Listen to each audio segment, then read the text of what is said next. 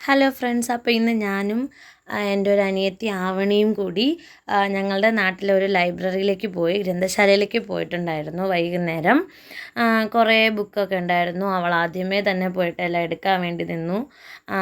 കുറേ തപ്പുന്നുണ്ടായിരുന്നു. ഞാൻ വീഡിയോ എടുക്കുന്ന കണ്ടിട്ട് ചിരിക്കുന്നുണ്ടായിരുന്നു. പിന്നെ ഞങ്ങളുടെ അവിടുത്തെ ലൈബ്രറിയിൽ ഒരു മാമിയുണ്ട്, ലൈബ്രറിയനായിട്ട്. വർഷങ്ങളോളം ഞങ്ങൾക്ക് നല്ല പരിചയമുള്ള ലൈബ്രറിയാണ്. ഞങ്ങളിവിടുത്തെ കുട്ടികളെ എല്ലാം അങ്ങോട്ടേക്ക് കൊണ്ടുപോകാറുണ്ട്. എല്ലാ വെക്കേഷനും അവിടെ നിന്ന് നിറയെ ബുക്കൊക്കെ എടുത്തിട്ട് വരാറുണ്ട്. പിന്നെ അത് കൊണ്ടുപോയി കൊടുക്കുന്നത് ഒരു വർഷത്തിന് ശേഷമായിരിക്കും. പക്ഷേ ഇടയ്ക്ക് ഗ്യാപ്പ് വരും. എന്നാലും ഞങ്ങളവിടെ പോവും. സ്ഥിരമായിട്ട് ബുക്ക് എടുക്കാറുണ്ട്. മാമി തരാറുണ്ട് ഞങ്ങൾക്ക് സ്ഥിരമായിട്ട്.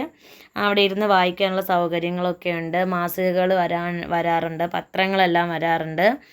ഇതൊക്കെ പഴയ ബുക്കാണ്, പഴയ ഒരുപാട് പഴക്കമുള്ള ബുക്കുകളാണ്.